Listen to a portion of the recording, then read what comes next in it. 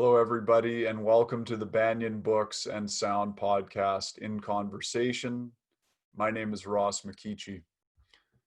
Recently, I had the pleasure of interviewing Lalitha. Lalitha is a lineage holder in the Western Baul tradition, a teacher in that tradition, appointed by her master, Khepa Lee Lozowick, of who she's been a disciple for almost 40 years, since 1981. She heads the Khepa Mandir ashram in the interior of British Columbia.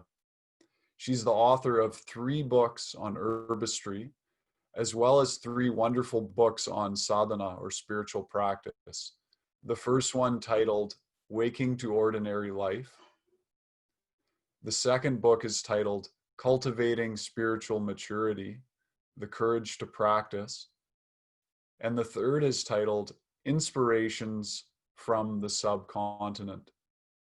She's also written the foreword to a book titled The Baul Tradition, Sahaja Vision East and West. This book mostly focuses on her master, Khepa Lee Lozowick, and it's a great starting point for anybody who's curious about what is the Baul tradition. You'll see throughout the interview that Lalitha refers a number of times to my root teacher, Yogacharini Maitre. They've had a wonderful back and forth together and done a few different events and talks in collaboration. I've also had the great privilege and pleasure of sitting in person with Lalitha and her Sangha. I really hope that you enjoy it and glean much insight and wisdom and inspiration on your journey. Okay, so what have you got? Let's get to it. Let's get to it. I wanted to kind of grab people's attention right off the start who might, kind of start watching this and might, not finish watching it. So I wanted to distinguish by going into what you focus on in your work, which is kind of cutting through a lot of the delusions around spiritual life. And there's a quote, one of the books, you mentioned a story about Lee Lozowick saying, giving instructions to one of his students who was going to make a website about him.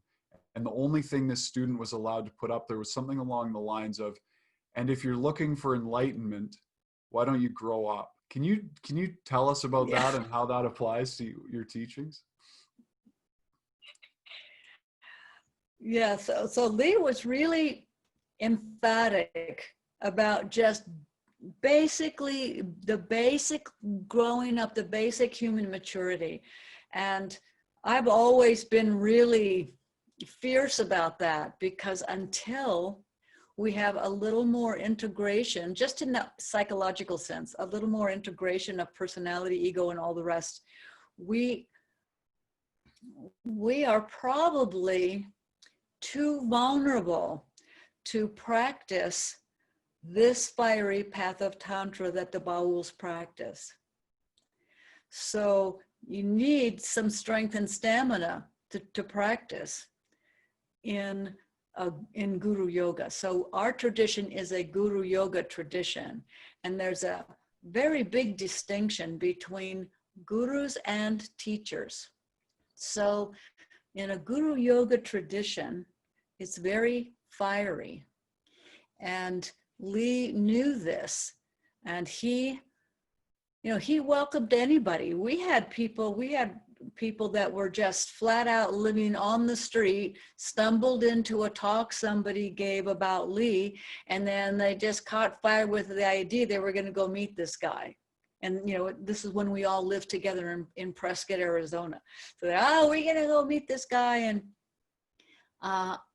sometimes he would allow them to maybe visit him at the ashram one time. He often would tell people, you can visit me once a month, at a public meeting, he might say. And sometimes he would send the person a message with a long book list. Read all of this first, and then you can come back to another study group or something. But first read all of this.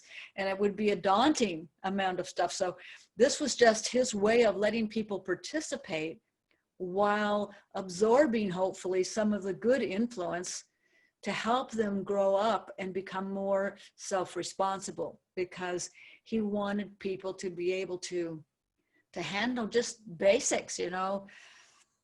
Can you pay your rent? Can you buy food? Are you deeply in debt? So many students were deeply in debt. So it wasn't like he said, oh, you can't do this if you're in debt. But he was always working with people with their money and their debt. And he would get people involved in financial circumstances, like, a couple of times he would get people to start little businesses with him, multi-level marketing or something, and they never lasted very long. But just to get people moving in the direction of trying to be more responsible. And then sometimes, you know, the businesses would collapse, and then the person would say, oh, it collapsed. I have no money.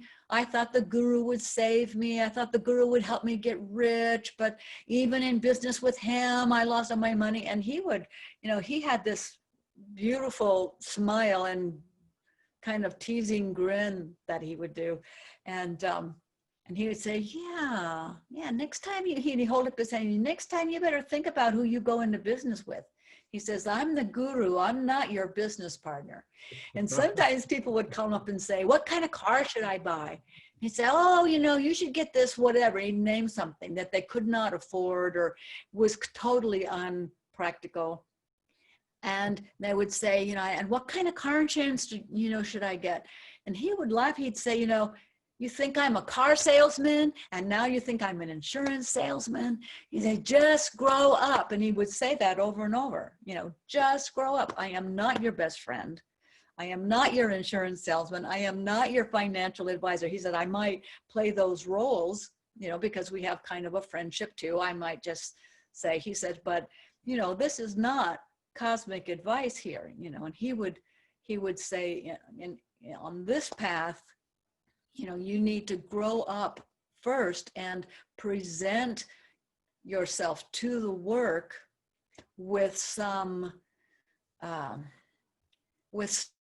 resource of stamina or reliability. In other words, we start on the path wherever we start, but we need to basically grow up. And those are the first years, maybe it's our whole life trying to grow up.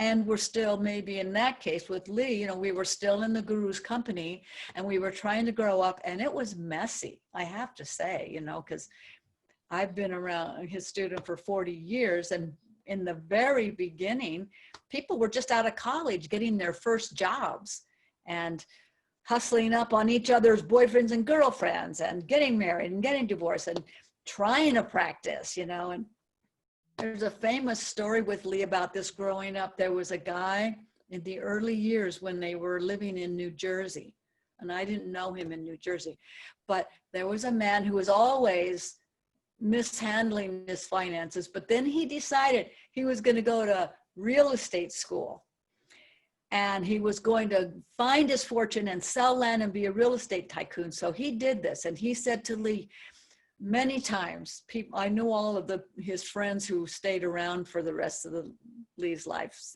So this guy said to the community, apparently in public in Darshan, you know, when I hit it big, he says, you know, I'm donating it all to Lee because you've helped me so much, and I never would have even had the stamina to go to school if you hadn't helped me, and spiritual practice is the main thing, and I'm going to donate it to the community, you know, for our work. And he went on like this.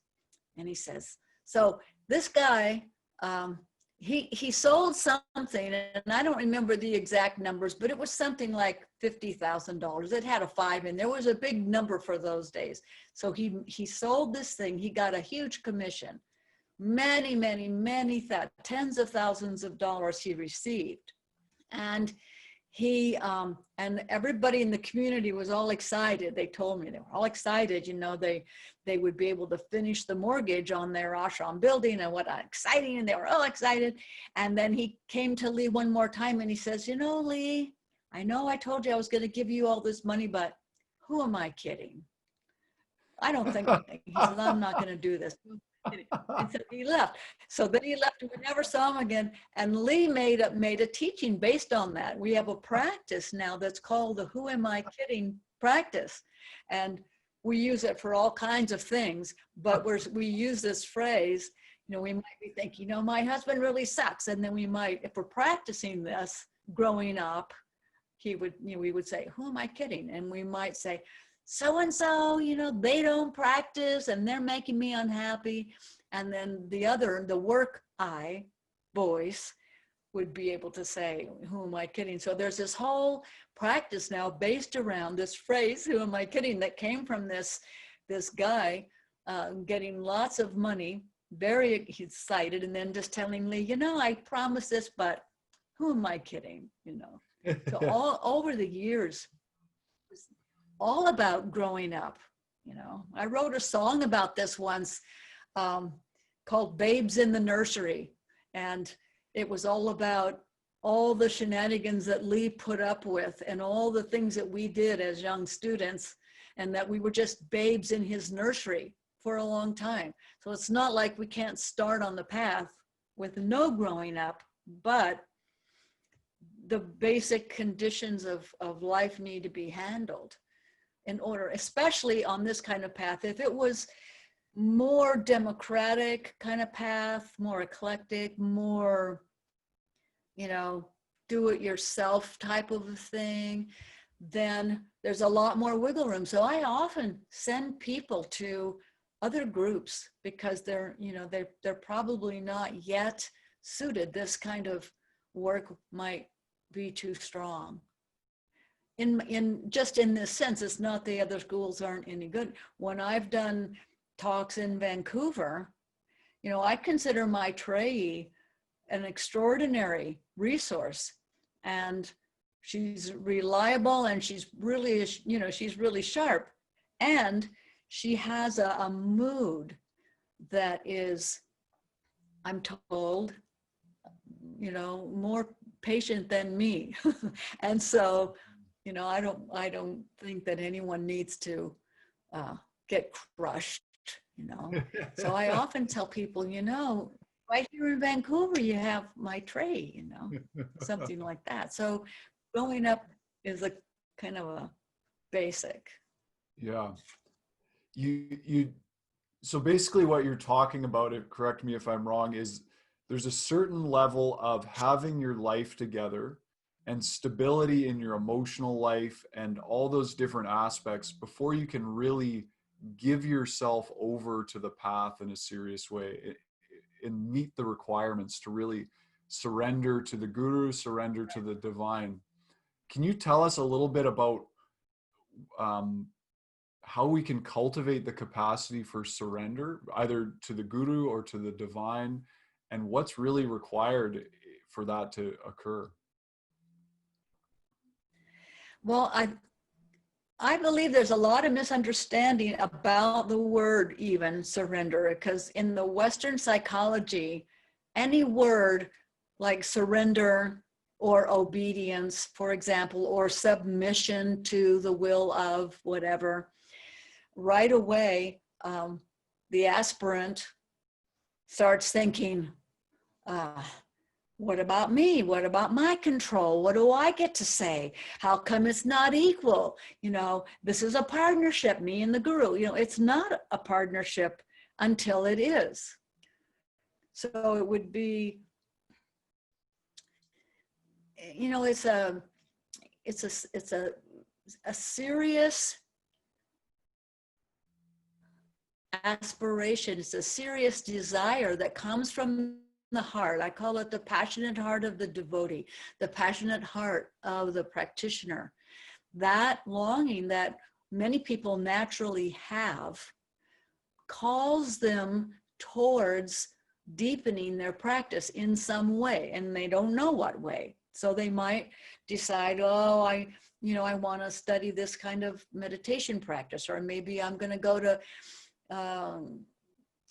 ice skating lessons, you know, anything that's creative that might give them a little discipline, and step into it slowly. And I think that the idea of how to develop that stamina is to nurture, and I speak about this, I think, in one of my books, is to nurture what I call your work aim, or your highest aspiration at the moment, to do things and make decisions based on your work aim. So I have a student whose work aim is a couple of words, calm and happy. That's the whole work aim. So if that person needs to make a decision, should I buy this car? Is it going to nurture me to be calm and happy? Oh no, I got to go in debt on my credit card, and I can't handle it, and I'm not making enough money. I really want that car, though. I'll feel good with that car. I'll be sexier, I'll be faster, and I'll get more attention. And so all the different eyes inside of us do this wild conversation. And maybe on a lucky day, we can our strongest, what I call your work eye, the eye that's really interested in that passionate heart of spiritual practice, and that passion to actually be fully present and alert in the world and awake, and to actually to actually nourish this aim, so we can have a trick like that. These are tricks. This does not get us enlightened. So you mentioned Lee saying, if you're looking for enlightenment, go somewhere else, because enlightenment is absolute vulnerability. You are available 100%, 24/7. It's a life of service in the moment. You have no life of your own. Nobody would sign up for this. In my tradition, we have this phrase, annihilation in love. Soon as that word comes up, never mind surrender, but annihilation sounds like you need a nuclear bomb shelter or something, Doesn't sound so appealing, because the eye that hears those words is very frightened. So to prepare, we move into something with some discipline. And if we're so lucky as to meet a meditation guide or a spiritual friend that could help us, all of these are relationships that we might come upon along the path. Where I'm a woman teacher, so I get often pigeonholed, there's the divine mothers and the holy thises and that's, the divine feminine. We get pigeonholed by somebody's projection of what they hope is going to save them. Maybe, my best, someone we might find a spiritual friend or a helpful mentor that just gave us some cooking classes, but the classes have changed our diet. Our diet has changed our chemistry. That has changed our brain. Now our brain can be calmer. Now we can remember, last year I thought I would take some yoga classes. How could I forget that? And so even something like cooking classes, or Lee used to have us study physical disciplines, and I still want my students to do that too.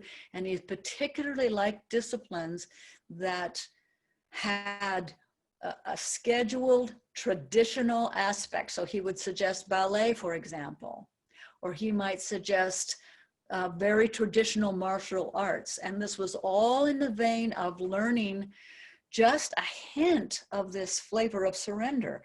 Because if you want to learn anything, horseback riding, you have to surrender to the movement and the life of the body of the horse that you're riding.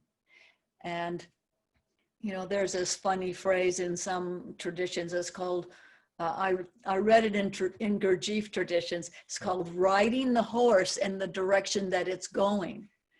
And this is what we have to develop before we can surrender anything. We've got to be riding the horse in the direction it's going. So if we're interested in the direction of transformation, some people like that word. That word sounds a little more friendly. Oh yeah, sign me up for some transformation. Sign me up for some enlightenment. Hooray, But don't sign me up for hardships or suffering. Don't sign me up for like disappointment, God forbid, or diseases. Oh my God, worse than ever, So surrender, all of these words that have a powerful archetypal meaning, it's worthy of study.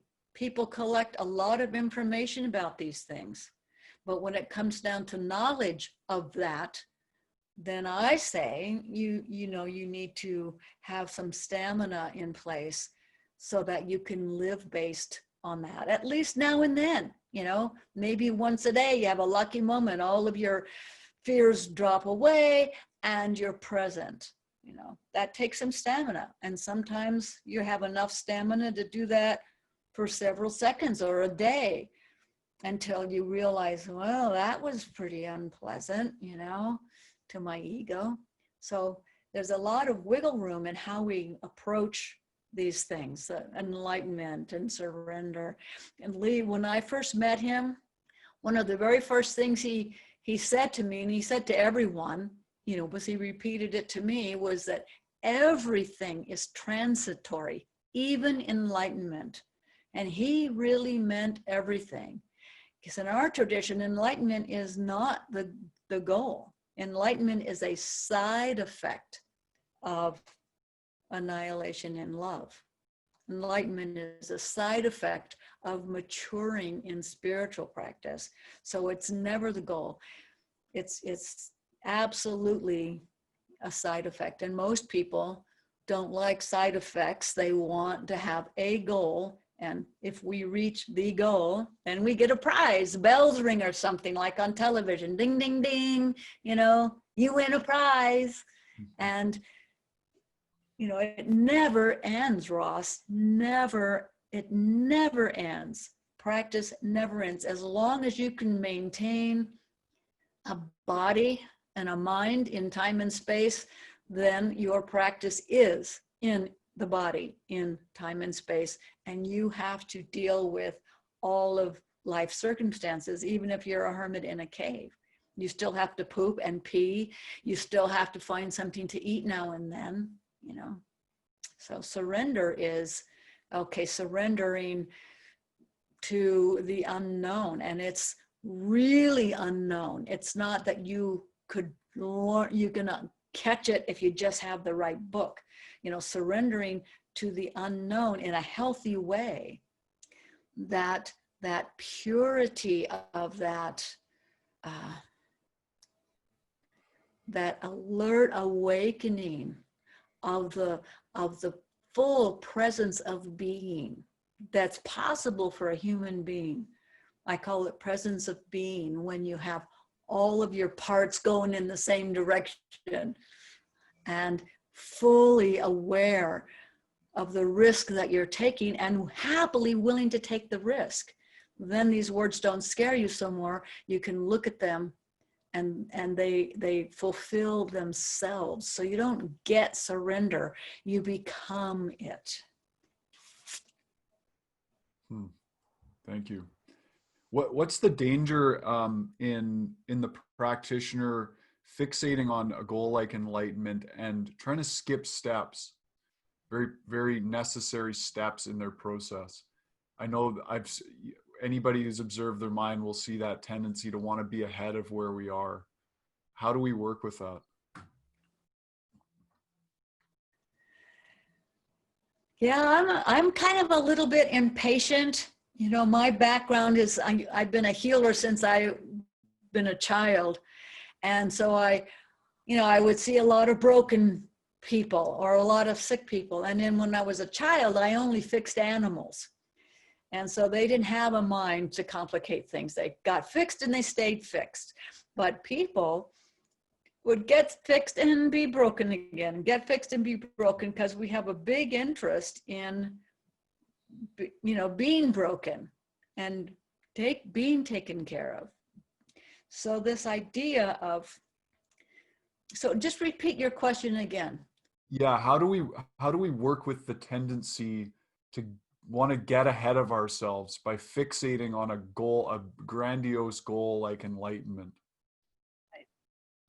So with these, the sick people, for example, always wanted to, their big goal was to be well. but they didn't want to do any of the steps, like stop drinking a quart of whiskey every day, you know, or a step of, can you, you know, can you stop beating your dogs? Can you, and sometimes I would tell people, you know, you need some psychological counseling because there's nothing really wrong. And they say, oh, no, no, no, I need surgery for sure. You know, they want to skip over any self-responsibility or any effort. I mean, effort, you need some stamina and you need some strength to have any effort, even if it's just to cook your dinner or something. So this idea of, you know, how are we going to get through these obstacles, and what steps can we take so that we're not skipping over stuff. I've often been accused of expecting too much. So that's partly why, you know, our Sangha is very small, because I set the bar too high. I think I expect a lot, you know, I expect a lot.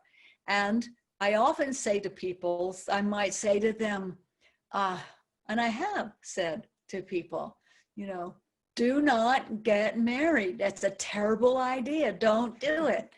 And then the next thing I know, they call me up and say, oh, I couldn't help it. You know, I had to get married. And now they're on the 20-year plan of suffering and stupid stuff. And they didn't, in my view, you know, I was trying to help them avoid those steps. This was a long time ago. I haven't done that recently. Thank God. If there's a God, thank him for her. So, but this idea of skipping steps, you know, I'm sure any teacher, never mind a guru, but, you know, any teacher of anything would hold the best for their students and want them to excel, you know, excel wonderfully and suffer as little as possible. You know, and so with the person probably, and then as we grow up, we realize that suffering, the definitions of suffering changes over time.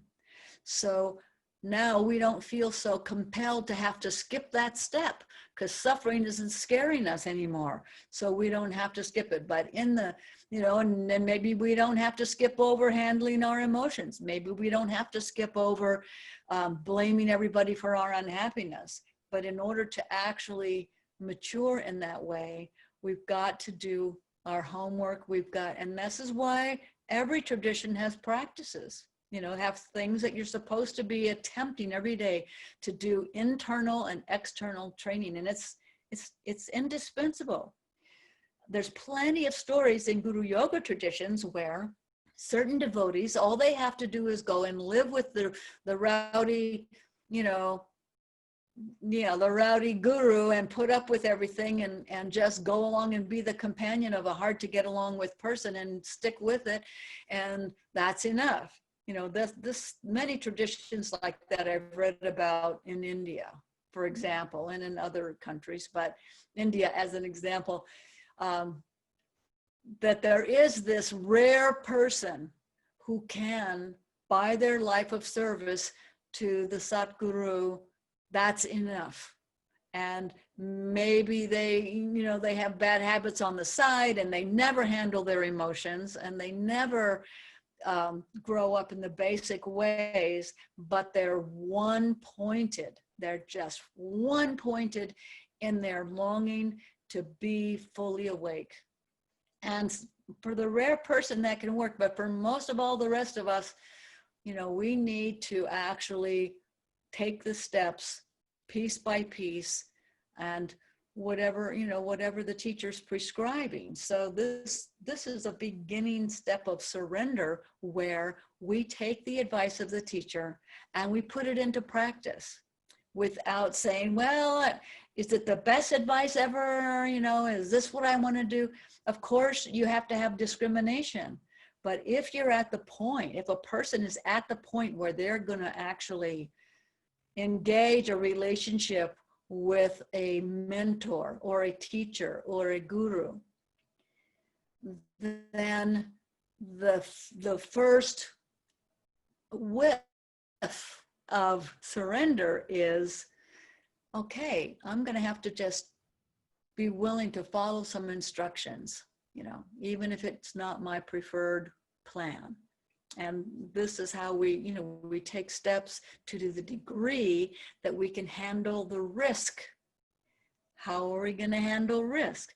We've got to have some strength and stamina in place so that we know that, okay, I'm going to take a risk here and just wash cars for 6 months, like my guru says, even though I won't make any money and I don't get to have any cars either. And all, I'm going to just do the thing. And then we get to see the results. Can we risk that? Or are we a person who says, I can't handle car washing for 6 months. That's really beneath me. I wanted to be a movie star or a rock star or something. Car washing, I don't think so. I can't, I guess I'm going to find a guru who tells me that I need to go be a rock star right away. So this is what we call the shopping mall, and the shopping mall of spiritual stuff. And it's endless. It's endless, but the shopping mall is where we start, and can we develop the strength and stamina? So in our tradition, we have what we call foundational practices. And these, I always want people to try to have these in place while they're maturing in our Sangha. And the basic conditions for practice are very common everywhere. Right diet, study that we prescribe. So there's diet and study and exercise and meditation, right sexuality. And I find right sexuality is one of the biggest deal breakers for just about more than 60% of people because of internet sex addictions, especially amongst the men, but some women. So right sexuality is probably the place where Westerners have the hardest time growing up, and never mind, surrender is like a complete side issue. Enlightenment is a complete side issue. So. Yeah, this is a really good topic. I mean, we live in such a over-sexualized, pornographic culture right now. And as a practitioner goes through the layers, they're going to see so many warped things about their relationship to sexuality. I've heard the term, I think it was Lee Lozowick used the term organic sexuality, or is that true? Just how do we come to a natural, easeful resting place around our own sexuality and engaging in sex? Yeah. Well, we have a teaching phrase is called organic innocence. Mm. And also Lee has talked about natural sexuality. In the West, who knows how you would even define these kind of things. Every country has a different thing that they're going to, that we're going to consider the cultural, quote, norm. So I'm not speaking about cultural norms. When I'm teaching my students, I am teaching them what it is that's possible for a human being in relationship to the divine or as the divine. If you're going to take it from dual or non-dual, let's don't get too cosmic here. But let's just say that this idea of what's going to be natural, what I'm interested in is the sadhana, the spiritual practice that awakens in and through the body. In other words, the whole person gets brought along. So we're not just a meditation school. We're not just a yoga school. We're not just a piece of the pie. All schools say, well, if you just did our particular thing, all the rest will take care of itself. But on the Baul path is very much all aspects of life are brought along all at the same time. So given that and relating that back to sexuality, like I'm living in British Columbia, where every kind of THC, every kind of hot marijuana product is available easily. And I have many students who, when they come to me and I'm questioning them about, where do you think you're starting from? And they fail to mention as unusual that they drug themselves into sex and they drug themselves out of sex, because it's just normal. They have some THC, they showed me in these little bottles, and you give it to each other before you have sex to, quote, give them a heightened experience, unquote. And then in order to come out of it and be, no side effects, they think, so they can handle their kids or whatever, they have a different thing that smooths out the first thing. And, this is not new in history. This is how human beings live. We drug ourselves awake. My drug, I have a cup of green tea in the morning. Not every morning, but that could, even that considered, we all do things in order to make our path smooth, and even in the most conventional sense. So with sex, it's the same way. We're feeling unloved, we're feeling alone, we're feeling not quite okay, and we still believe that if we just find the right magic bullet person to give us happiness, then we're all going to be happy. So where could you even start with that? So one of the things that I insist on, and it's not an easy thing, so it takes time for some people, but before I would, some teachers are like this, so I'm not alone in this. Before I would teach any deeper practices or more difficult things to do, the first thing I ask of people is to become unbuffered. In other words, you need to be fully present in reality, just as it is, as best you can. Not, I know it isn't perfect, without buffers, without all the different drugs all day, without the internet all day, sexual pornography, all of these buffers that we have in place to buffer us against reality, just as it is. So this is part of how, if you're going to say what's a how-to about this, well, the very first thing is to allow the body to relax into what it's got. What is it actually starting from? And sometimes I'd come across really sick people.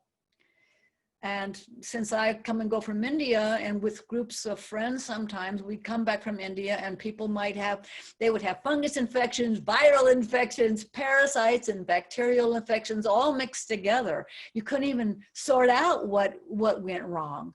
And this has deranged their mind. And then they've started behaving aggressively. And then they go to a doctor and they get diagnosed with one thing. Oh, you've got this disease or that disease, and then you need this radical treatment or that radical treatment. And then they would come back to me, because sometimes they were Sangha members, and they'd say, Lali, the doctor said I have this horrible disease, and I'm better have this surgery or this radiation, and what do you think? And I always have told people, the first thing is to do some, and I give them some instructions. You need to do some fasting and cleansing that you can handle. Do some cleanup, clean up the mess as best, get rid of some of these infections and see what you've got left. And then that's the thing that you need extra help with. And it's the same with sexuality. You need to clean up the mess somehow. And even taking a first step of cleaning up the mess is very threatening to a lot of people. I had this friend told me this decades ago. This man said to me, he would rather have the orgasm that he knows he's going to get for sure, instead of cleaning up his act and possibly not having any for a while. That was his idea of the choice that he was going to have to make. And that, I've discovered, is not an unusual choice. It's like that old cliche, a bird in the hand is worth two in the bush, So it's like an orgasm right now is, is better than, natural sexuality later, which may not include orgasms constantly, which is my current comfort zone. So now we're in a conversation about our comfort zone. really, do we even have the strength to step out of our comfort zone? So once again, we're back to the basic stepping stones of growing up. We need to be able to step out of our false belief in our comfort zone, because we believe in this. We believe our comfort zone means we will never die. And death is the booby prize. And that only happens if you step out of your comfort zone, because death cannot be comfortable. It's all tangled up in fear of death, is really at the bottom of a lot of obstacles for practitioners. It's really a core thing. And it's very core in the practice of right sexuality. So, I don't think there's a magic bullet for it, but the first step is, are we willing to step back and do nothing about it for a while? Because I don't think that we need to make a big fight against any of these things. Energy literally follows attention. So if we put attention on, I've got to hold back and never have an orgasm again and don't have any more sex and give up on all men or women, that's a lot of attention going in, and it's very inflaming. So now we've got an inflamed sexual meme going on in addition to whatever else we had going on. This is how, our we call it the denying force, or some people call it ego. Ego gets blamed for everything. We need a strong, effective ego to function in and through the body. So it's there's a lot to learn about how we're defining these things in order to maintain a false comfort zone. And most people, I have to say, most human beings live a life of mediocrity and then they die. And I'm not saying it's us against them. I'm saying all of us are in this, and we never get the chance to open the extraordinary doorways of a human being, the full resources of a human being. Probably at least 50% are not open. Probably the statistic is worse. But to open these resources and to use what's possible for a human being is an extraordinary insight to have. And until we suspect, there's a lot more to this human being business than I thought, until we suspect that, we settle for mediocrity. And that might be our whole life. And I'm not saying that everybody's bad if they settle for mediocrity. That's the part of the path they're on. It's not a bad part of the path. It's one of these necessary steps that you mentioned earlier. But if there is a moment of wakeful insight and we suspect that there's way more possible for a human being, then we start thinking, geez, I always suspected that being, on internet pornography, for several hours a day probably wasn't healthy, but it makes me happy. It makes me comfortable, and my lifestyle. People have said these things to me. It's my lifestyle. So, can we assess our lifestyle? And then can we, I call it put it down and walk away. And I learned about this from Lee as well. Can we happily put these things down and walk away? Not a big fight against ourselves. How are we going to happily put down a piece of our comfort zone? Well, we build some strength and stamina. We build that inner work eye. We work with our aim. We start with basic steps. I think I wrote a whole chapter just about the aim, getting an aim and working with an aim, because you've got to start with something that you compare other stuff to. And I don't recommend this as a lifelong habit, but in the beginning, we've got to have something that we're comparing to. So we develop a work aim and we compare, okay, internet pornography is not really producing calm and happy. I thought it was producing calm and happy, but now I see that it's not producing calm and happy because I need to repeat the activity many times a day. So calm and happy is not steady here. And it's not actually even true, probably. And we start being suspicious of our motivations. And that stage can last for years. And the most common question I get in that stage is, if I can't trust myself, what can I trust? You know, that's a real question. You know, you can't trust yourself, because I'm busy pointing out all the stupid shit that someone might believe, and then they're, you know, they might be feeling, I can't believe in anything. Not even pornography happiness has been thrown out the window. You know, it's not so good. And then I'll get this question, you know, what can I rely on? You know, if I was being brutally honest, which as I get older, I'm 71 now, I'm less brutally honest, but I also send people to my students. I say, you know, I think you should go and ask them, because if they're asking me and they're saying, so what can I trust? I would say, nothing. You, in your condition, you have nothing to rely on. I might, you know, I might say that. I don't think that's a very kind thing. So I might send them to somebody else that would be a little more reasonable.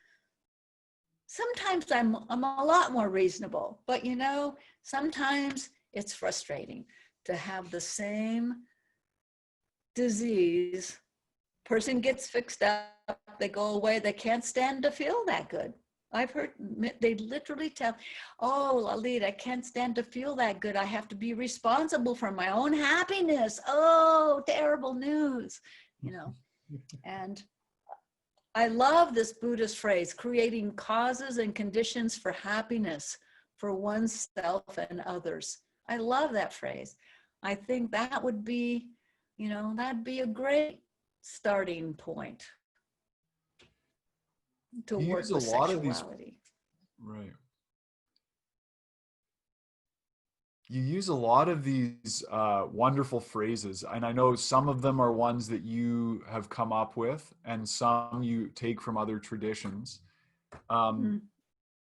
such as creating causes and conditions for happiness. Some of the other ones, like to be that which nothing can take root in, or live based on what you know. How do you work with these? What is the aim in the work with these phrases, and how they stick and kind of end up blossoming in the practitioner?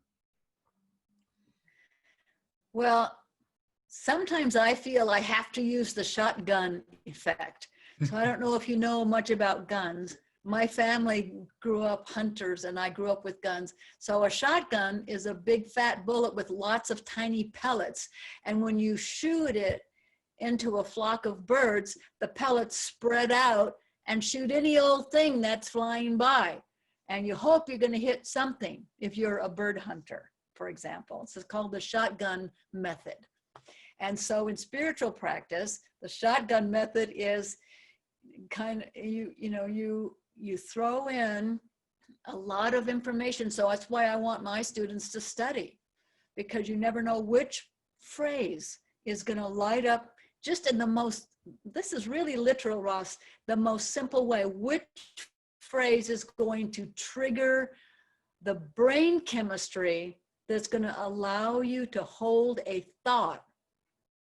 And some of us grew up with all different triggers from our culture. And sometimes particular phrase will suddenly light up our brain in a totally unexpected way. So there's that behind some of these phrases. But I always like, I get accused of of being too silly sometimes. I'm always making up cartoon-like faulty analogies, I'm told. And I make up phrases to kind of encapsulate things. So I made up living based on what you know. I think what's wanted and needed in the moment, and resting in reality just as it is was Arnaud Desjardins, and what's wanted and needed in the moment was Lee Lozowick. And so the Baul tradition is famous for hashing all these things together in a healthy way, in a reliable way. Usually the teacher is the one who's putting the puzzle together and then offering it to the students. And yes, you're right, it kind of hits you from all angles. You know, there's the feeling center, the moving center, the thinking center, as Gurdjieff, that's his language. And so, you know, it does light up, and you never know when the right piece of information is going to light up something in somebody's brain when they're having a lucky day. And if and it's a pretty big if, but if we keep ourselves in a condition of ready vulnerability for the nurturing of our aim, not as a victim to life, but in nurturing our aim, if we can, to the degree that we can maintain that valuable vulnerability, then when these teachings fly past in a casual conversation with our teacher, I bet this happens with my tray. You know, you think you're washing the dishes and then something zings by, but you have to be able to, it has to stick. And mostly we are sticky to unhealthy thought forms and unhealthy teachings of our friends and of society. Mostly we're sticky to that. So we have to create ourselves as practitioners that become sticky like fly paper to the teachings, the spiritual teachings of our teachers. And we become like Teflon to the unhealthy stuff. So it'll just slide right away. So this is kind of my approach a little bit. You also have your 3 rules. Can you tell our audience a little bit about your 3 rules? I love those 3 rules. I have a list of rules. You know, I mentioned earlier that there's all of these different relationships to our teachers. We can relate to the teacher if it's as a spiritual friend, or as a divine mother, or as a mentor, or as a teacher, or as a guru. Some of that's mixed together. Some of it's not. Gurus are usually always teachers. Teachers are not necessarily gurus. So we have all these categories.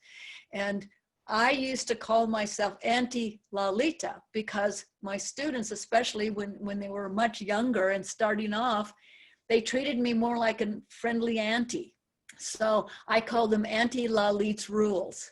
Mm-hmm. And so Auntie Lalit's rule number 1 was things are not what they seem.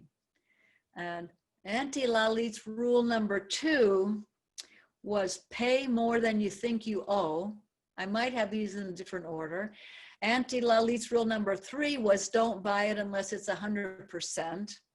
And since then, you know, I've added a couple more, but those 3 are, you know, the top of the list. And just right now, I have a couple of students who are interested in putting together a book of these sayings and phrases from our particular school, including Auntie Lalit's rules.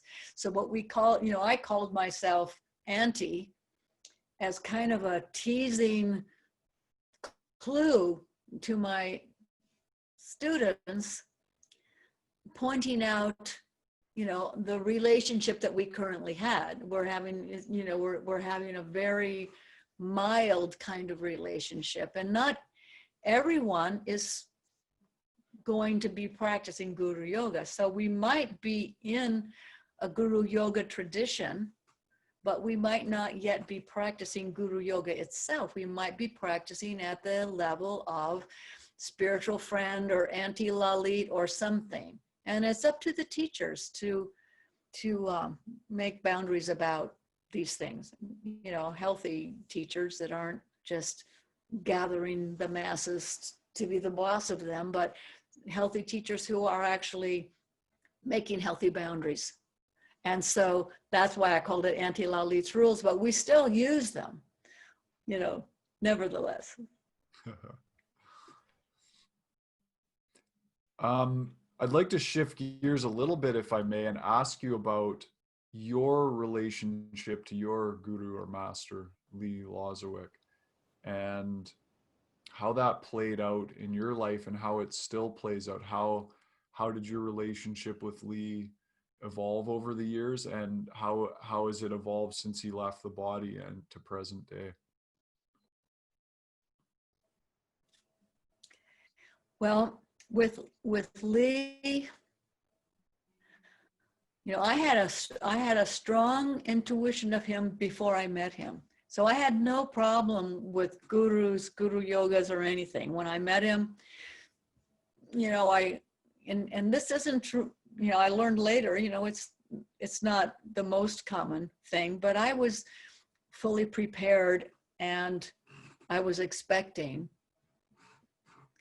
I wasn't necessarily expecting a curly-haired, blue-eyed Jewish patriarch from New Jersey. That was not what I was expecting, but I was expecting and recognized the mood and the presence and the influence that he carried. So, you know, I aspired to practicing Guru Yoga. By the time I met Lee, I had already had plenty of mentors and teachers, and I, you know, and those were hippie, you know, I was a hippie back in the 60s or whatever, and community networking, and I'd been a healer, I had been a midwife, I had done all kind of things, so that by the time I met him, I had a lot of strength and stamina in place by just life experience, for one thing. And this is kind of how it started with him. And I was very one-pointed about it. I was not shopping around. I was not thinking of, oh, maybe I'd like somebody else better. I wasn't thinking, well, I think I'll go try this school or that school. It was very one-pointed. And years later, when our larger school, home community, became associated with the Bauls of Bengal, I learned about this beautiful Baul teaching is called one-string sadhana. So in the Baul sadhana, they carry a one-string instrument with them to sing their teaching songs and prayers, and it's called an ektara and has one string. So for Bauls, they might say that they are practicing a one-string sadhana, one eye, one root guru, one pointed aspiration to be awake and of service and union with God, or whatever their, you know, whatever their particular aspiration is at the moment. For example, it might be enlightenment. I don't know what it could be, anything. But one string sadhana is one root guru, one path, one dharma, one focus, one service. And there's a beautiful Hindu deity called Ekajati. And Ek means one. Jati is a piece of hair that it's a dreadlock.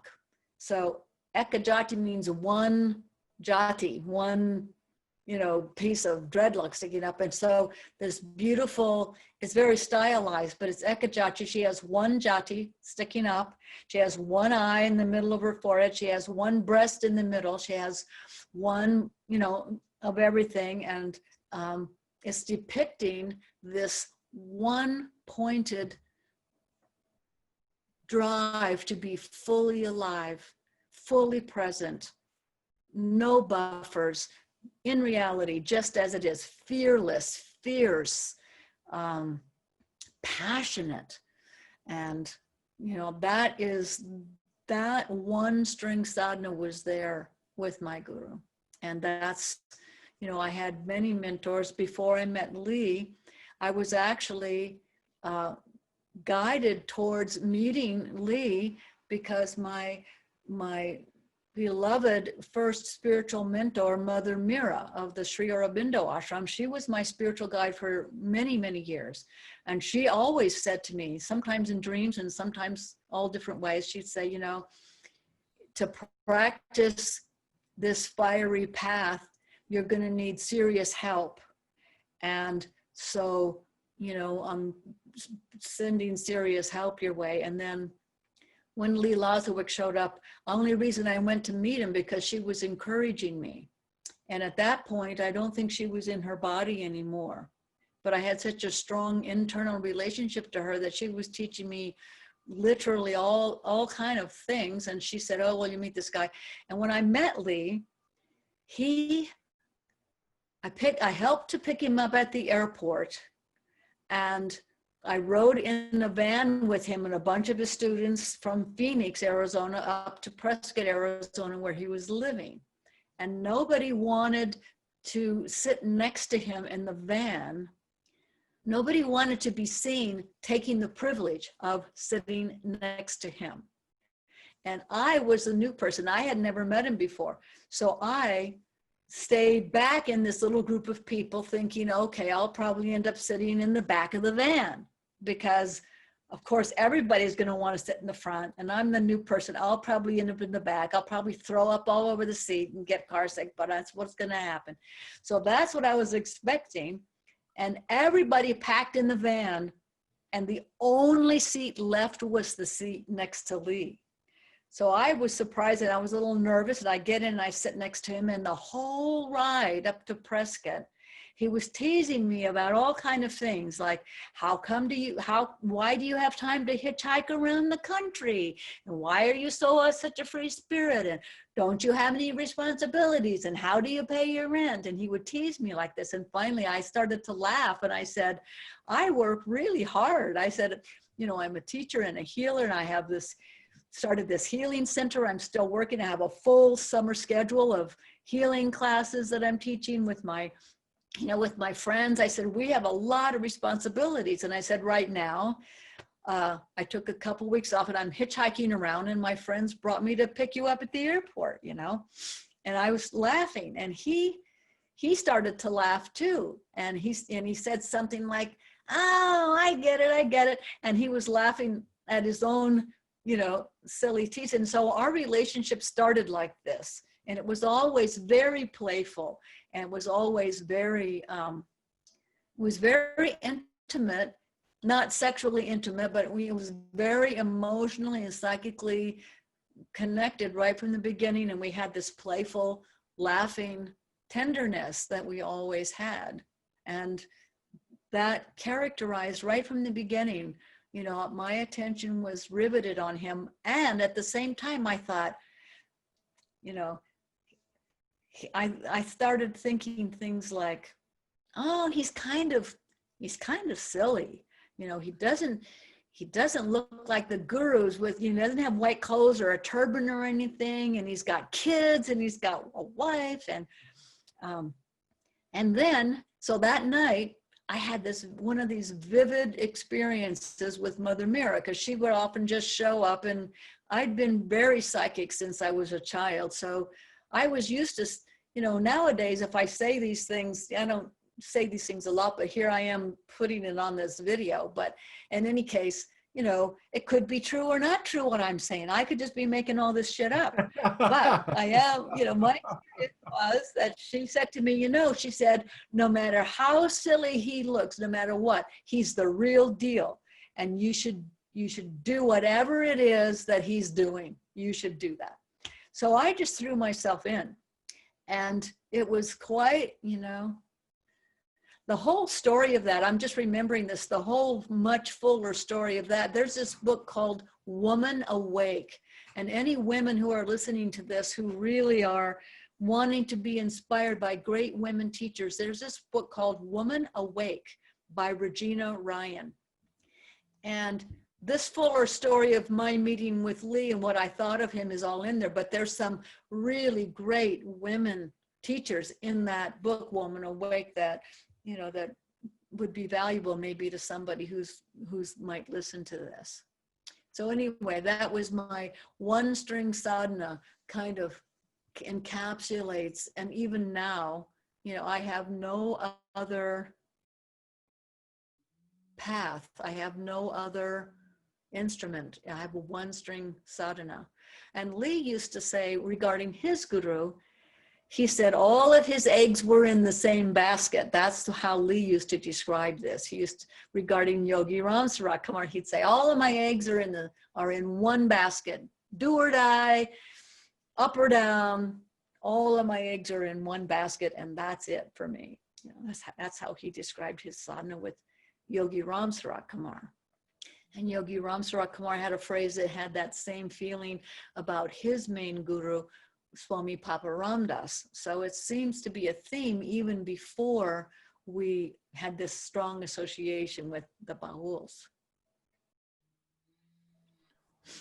How does that relationship to the guru and the physical body translate into our single-pointed awareness or single-pointed devotion to the beloved or the divine?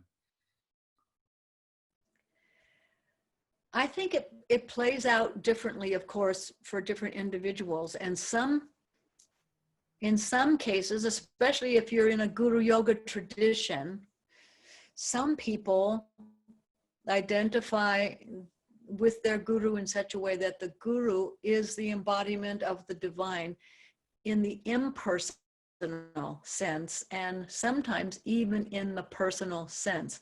So Lee Lozowick, regarding his own guru, Yogi Ram Sarat Kumar, Lee used to say, and he wrote about this extensively, that Yogi Ram Sarat Kumar was the living embodiment of his personal beloved, and also the impersonal beloved, the impersonal absolute. So both. So for him, everything was Yogi Ram Sarat Kumar, the personal, in your face, beloved, physically present, and also the impersonal, because Yogi often would say that he was not just that body, and Lee would say this too. So there's that extreme, and I believe, and my trade knows, I mangle these words all the time, so I'm embarrassed to say, if you could, my trade, you might hear this, but there is this teaching in Hindu theology called the Ishta Devata. It means your personal beloved. And many people choose one. They might choose Hanuman or the Durga or something to be their Ishta Devata, and then they would have a statue or a painting. They would have some image maybe, or they might worship the divine with no form, but in their heart's desire, they would have an Ishta Devata. And some people would identify with their living guru as their personal Ishta Devata, their personal living beloved. Others might come along, and even with Lee, people would come and they, you know, they might really like Lee, they might love Lee, they might enjoy his company, but they were just not full of a desire to have him identify. I mean, it just didn't happen that they were identifying him, and he never suggested such a thing, but you know, maybe someone came along and they were thinking, I don't know about this personal God business, but just in general, sort of in the back of my mind, there's a general sort of divine feelings, kind of. So that's good enough. And you know, it's rare that somebody wants to have a living guru in your face. It's very much more convenient to have a dead guru or an imaginary guru, because you can put, you know, you can imagine whatever you want. Oh, my guru in my heart told me I needed to live in a castle, you know, with gold coins in my lap because that would suit me the best, you know, whatever. You know, we can make up stuff. So if we have a living guru in our face, or a teacher or a mentor or something, it's a corrective mechanism. And this is something I often tell people when they say, how can I choose a teacher? Well, you don't get to just go around and pick one and then you automatically have a teacher-student relationship. You know, that builds over time. And you can find sometimes that this arises in an individual where they recognize something personal in their teacher or their mentor.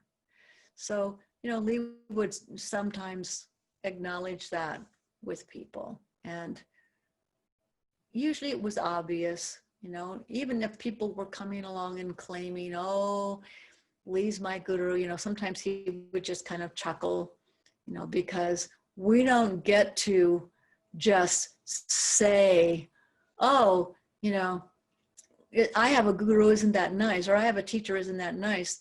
We can say those words, but to live that That's, nobody really likes the idea that there's a guru in your face telling you what to do. And Lee used to say to all of us, people would come to him with their dreams and say, in my dream, you told me I should marry so-and-so. And Lee would roll his eyes and he'd say, that's a terrible idea. And they'd say, but you told me in my dream. And so he would, he was always saying, unless I'm in your face telling you that, he said, it doesn't count. It doesn't count. Your dreams, that dreams might be a good guide, but if it's something important like go marry so-and-so, he says, he says, I want you to check with me in person. Don't just think that I'm popping up in your dream, fulfilling your neurotic desires or something. So there's quite a broad spectrum of this question that you pointing to, this topic of this relationship. You already answered one of my questions that I wanted to ask just now, which was how can these dreams and visions serve us in our path, and how can they become delusions or things that we're grasping at? I don't know if there's anything more you want to say about that. Yeah, one of the most important points is accountability. So when people come to me and say, how am I going to find a guru and what should I look for? I said, look for somebody who is accountable. In other words, a living tradition where there might be gurus who are accountable to other gurus. And if the gurus are not in their body anymore, is your teacher accountable to a peer group, to anyone, anything? Accountability is really an important investigation, this accountability. So, this idea of how are we going to interpret our dreams and our visions and, in our psychic experiences. And some people have none and some people have them constantly. And as a healer, I can tell you that, and as a scientist, not me, but, I have plenty of friends who are scientists, and it's very well proven that you can get a human brain to believe anything by tweaking the chemistry. You can get it to be afraid, you can get it to feel horny, you can get it to feel celibate, you can get it to your brain to be wanting something or not wanting something. So when we have a deepening sadhana and we have experiences and we're feeling that these are guidances, do we have now this is a hard sell for British Columbia, but do we have unbuffered, steady, reliable, sharp practitioner friends that we are accountable to? So in other words, if we have some visions and then we go to our friend who's drugged up all the time and say, what do you think? I've had these visions. They're going to say, oh yeah, what a great idea. Those visions, have a, and if you go to your teacher, it might be like Lee saying, that's the worst idea. Or if you go to your significant friends that you have found over time to be reliable. And your most reliable friends are not necessarily going to be perfect examples of practice, but they are reliable because they are sincere and they know you and they want the best for you and they're going to help you practice. They're not going to just say, oh yeah, believe anything. They're going to say, going to help you. Okay, how would you practice with this? Well, you would rest in the mood. If the vision is helping you to nourish a worthy aim, it's got some value.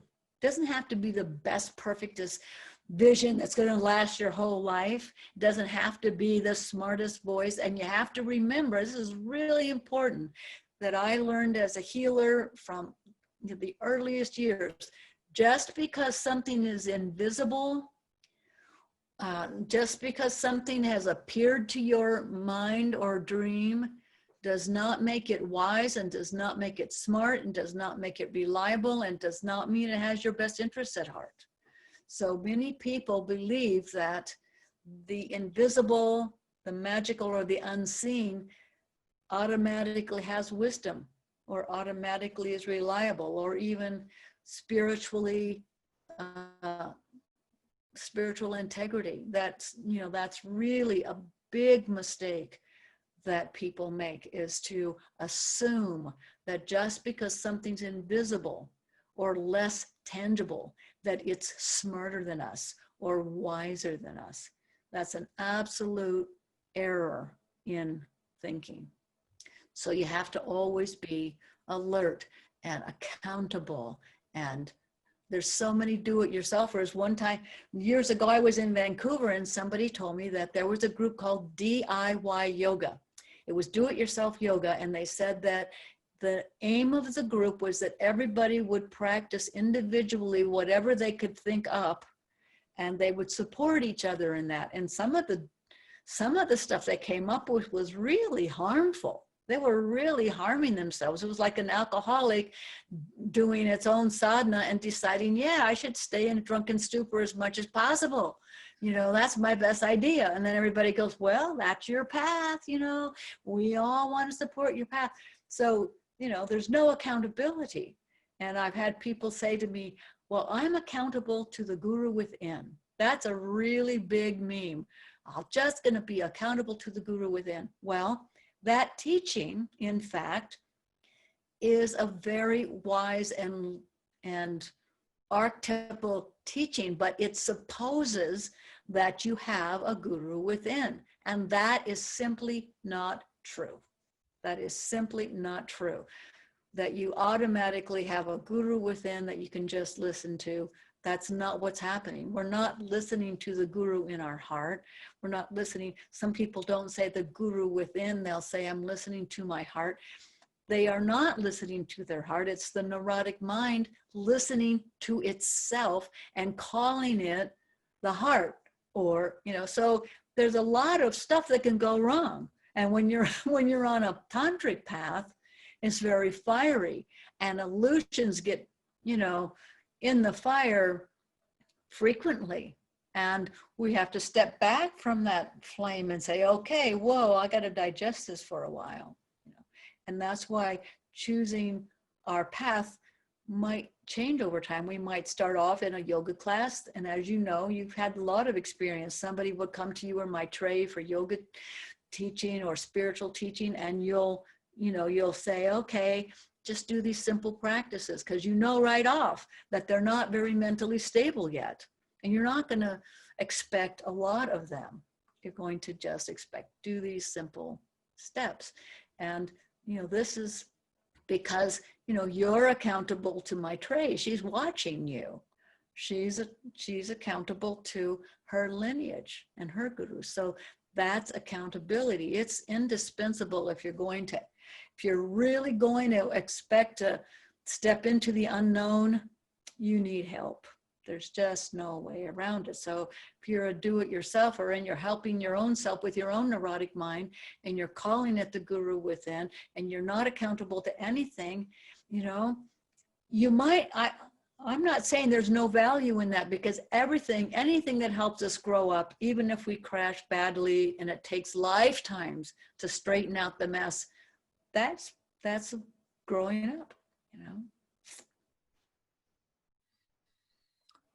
I want to be mindful of your time.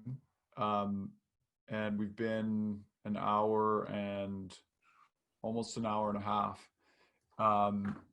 I have two more questions, if I may. One is about what your messaging is to your students right now with the COVID-19 situation. And so maybe I'll just ask that first, and then I have one closing question, if that's okay, if you have time. I keep nagging my students and telling them to cancel their desire to go back to normal, that this is such an opportunity to put it down and walk away. So I'm telling them, lose your interest in going back to anything. Go straight ahead, nourish your aim, see what the work is bringing to you, and embrace change. And to be careful that you don't get swept up in the neurosis of this newest disease. There's plenty of other horrible diseases besides COVID that's everywhere waiting to be caught. internet pornography, I consider that a worse disease than COVID. Even though it doesn't kill you, it kills the mind and it kills the spiritual aspirations. At least with COVID, if you're going to die from it, as you're dying, you probably get a little insight, you know, like, oh, I wasted my life. But, you know, if you die of, you know, if you don't die, if you're just like, you know, you can just spend your whole life on the internet. You don't even know you're dying horribly. It's a slow eat your brain disease. Ew. So don't go back to normal. You know, embrace this fabulous gift. It just so happens we call it COVID-19 right now, but this is what it took to scare people enough. So for my students, this is what it's taken. It's taken something like this to scare them enough so that they step back from all the contaminations that they eat constantly in their mind and with their eyes and their ears and their heart. You know, this is what it took. It's forced them to clean up lots of stuff. So who would want to go back to normal, whatever they thought normal? So that's my message about that. That's great. Thank you. My final question is it's around legacy. And I know that I've been told that you learned at some point in your life, I don't know if it was through Mother Mirror, you had some insight that the greater part of your teaching work would be later in your life. And I'm curious to know in what direction you feel you're moving with your teaching work, and what is the legacy that you're aiming to leave for your Sangha?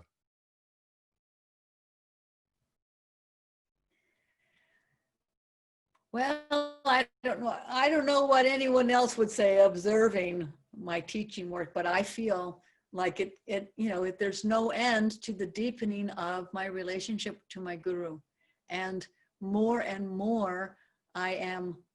I don't even know if this is correct English, but more often am I less compromising, less willing to compromise. So for the first 30 years, you know, I started officially having my own students in 1998.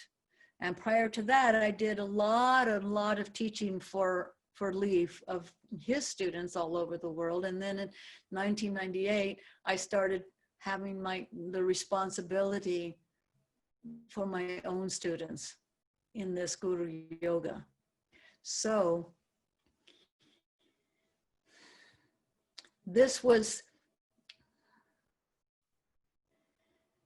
you know, the way I see it evolving is that I have followed my guru's advice, and some of his close friends gave me the same advice to really keep it as small as possible, as long as possible, because in hindsight, some of these great teachers, and I think it was their dharma to have large groups, but they have said to me that it was for a handful of people. All of those large amounts of people was really, all that work was just to find a few that were able and willing to actually do the work and remain in place. So as my teaching evolves, the last couple of years, probably the last more than a couple of years, starting in about 2015, I rarely leave my ashram. So my past would involve more travel, and now I would say that it's evolved in, you know, I rarely leave my ashram. If somebody wants to know about me or see me or anything, you know, they've got to go through some steps. So we've got a couple of study groups. We do not have a public ashram that's just open to transient people coming through. It's for practitioners. We have winter retreats. We have, you know, and we do have now and then public offerings with yoga camps or something like that. But I would say that I'm less willing to compromise, and the legacy that I would hope to leave to anyone who touches upon this lineage, and certainly there are other living lineages besides this one, is to be sanctuary, to hold sanctuary, to build sanctuary. And what that means for me is to maintain an environment with as few obstacles as possible and be willing to maintain it and rest in it and be it. And that sets the bar really high. who else in the world wants to come and spend their life? You know, it's beautiful here. We live in this beautiful, pristine garlic farm with, you know, we have 126 acres. We've got the best water around. We've got flowing streams. We've got such beauty we're surrounded by. And when people come here, it's very hard for them to stay in place very long because they're, you know, they're used to having their own way all the time, or coming and going to stimulations in the city, or having their drugs or whatever. So who is it that wants to take on the job of maintaining sanctuary in the world by simply being it and maintaining it? And if it's it doesn't have to be a physical place / legacy, because the legacy is carried on in practitioners clearly, but also, you know, someday there will be people who know, like I have no doubt that I'm in the right place at the right time. And if on any day I wake up and I decide, okay, I'm done with this, I could put it down and walk away. But I would not be walking away from my legacy of the work, my legacy of practice, my legacy of holding and maintaining sanctuary for others. And of course, it's not everyone's job to stay in one place, but it's a rare opportunity. You know, to show restraint in sadhana is much harder than to be flamboyant. Showing restraint, not gathering huge crowds, not having websites, not having big, you know, advertisements, that, you know, that restraint is something that, you know, I hope my students will get contaminated a little bit with the delight and the value and the wisdom in some restraint, so that if they become really free and liberated and amazing, they don't fall into the trap of trying to have an audience for it, but just be it. And that is sanctuary. So there's many aspects of that sanctuary that I find priceless. Thank you. If let's say there's a rare potential student who actually has the stamina to work with you, watching this video, if they were to want to contact you, is there a way for people to reach you or to connect with your community? I believe my email is in the back of those books. All right. So start with the books. I think in the back, yeah, I'm pretty sure there's an address. And you can always, you know, the name of our garlic farm is Rasa Creek Farm, RASA. So the farm has a website, which my husband, he's the manager of everything. So you could always write to my husband and see if you can, he's a real softie. You could write to him and say, you know, what should I do, Jim? You know, and then he might give you some good advice. RasaCreekFarm.com. That's how you can call up my husband. Well, that's really great. Okay. Lalitha, thank you so much for taking the time to join me in conversation today. And anybody who's interested in her books can go to banyen.com. Thank you so much for joining me today.